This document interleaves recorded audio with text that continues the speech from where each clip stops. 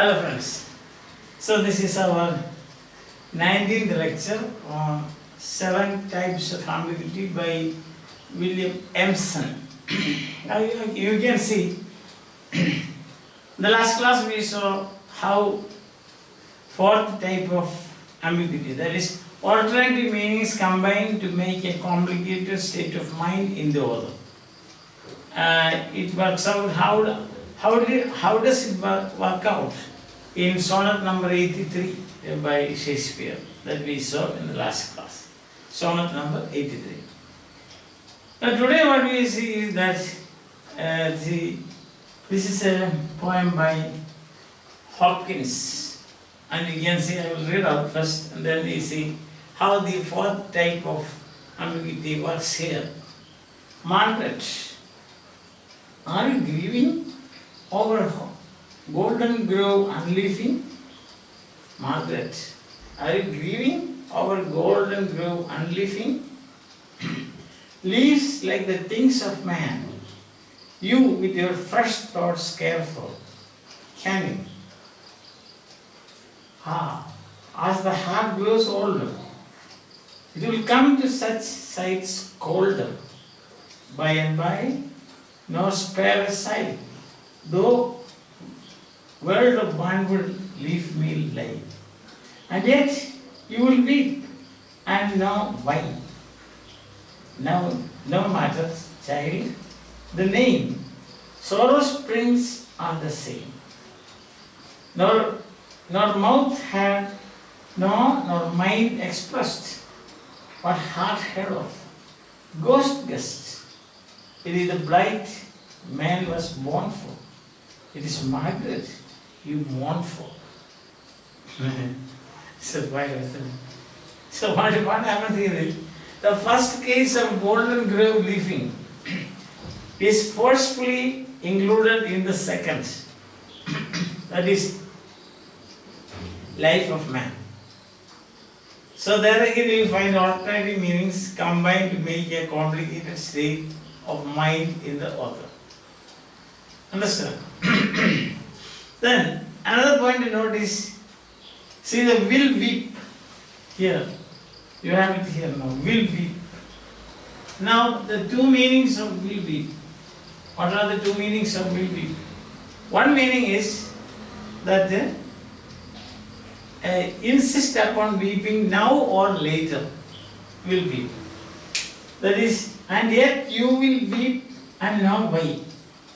So that weeping can be now or later.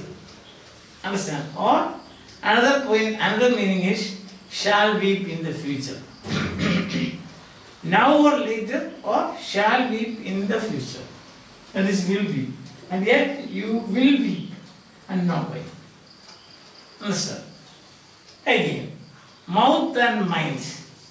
Here is mouth, nor mouth, hand, nor mind. Mouth and mind. Now what happens that how does it create a problem here for us? Not a problem actually, as he says about ambiguity. That means mouth and mind may belong to either Margaret or somebody else. See when you read this, not mouth had, nor mind expressed. It can be a general statement or it can be that of Margaret. So again, alternative meanings are combined. And then what happens? Ghost. Ghost, you can see here, ghost guest. See here is ghost guest. Another place of another area of ambiguity. Ghost could mean the profundities of, we can say, unconsciousness. Unconsciousness, ghost. Or essentially conscious spirit, both means the same thing. A sense of unconsciousness, ghost means. What heart heard of? Ghost guessed. Ghost means something to do with the supernatural thing. So a state of unconsciousness. That's one thing. Second is, ghost guessed could also mean what heart heard of? Ghost guessed. It is the blight man was born for. It is Margaret you mourn for. So, second meaning will be essentially conscious spirit. Essentially conscious spirit. Understand? So, what happens is, these things bring to mind both immortality and the grief-stricken haunting of the grave. Immortality as well as at present, immediate feeling is grief-stricken haunting of the grave. So you can see alternative meanings combined to make a complicated state of mind in the author. See, what actually happening is, first case is being forcefully included in the second. What is the first case? The first case is golden grove leafy. The second one is sorrows of humans. The blight, the fate, man is fated. And then will we, see the ambiguity in will we, see the ambiguity in ghost, yes. Alright. Also mouth and mind. Example. So in this section, that is where Emerson deals with the fourth type of ambiguity. He quotes the whole poem, as we can see, yesterday we saw. Sonnet 83, now the whole poem, that is by Hopkins. You will also find this, many of the metaphysical poets, for example, Donne you will find, in Valediction you will find. In Pope you have good examples for this. But he complains, Emerson complains that there is no such ambiguity in Wordsworth. Because Wordsworth is all straightforward. That's what he says. It's a complaint in a way. He's putting up a complaint against Wordsworth. So I think the concept is very clear to you.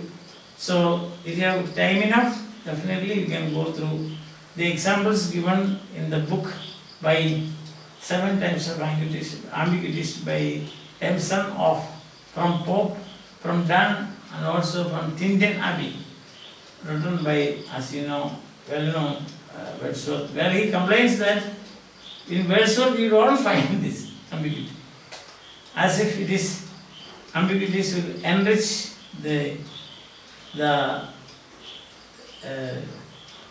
area of, or enrich your thoughts, your feelings, and also the semantic content of a poem. I think you have been following me, you are enjoying my lectures on 7 types of ambiguity. Tomorrow we will go on to 5th day. As I told you, the point here is there are many examples, and I have given you 2 examples. I think that is enough, because if I go on giving examples like this, there will be no end to that. And also there must be some scope for you also to read and understand these things. Once you know the concept, then it becomes easy for you. So, bye until we meet again, and try to get hold of a copy of 7 types of ambiguity. It is, so to say, examples are voluminous. Or the book is not so, the volume is not so large as that, but many examples are there. It's worthwhile going through, because you get an idea of the development of poetry right from Joseph to say modern ages. So this is part of modern criticism, new criticism, close reading, and also trying to find out what the text says. I think that you have been enjoying this, and so bye. Have a nice day.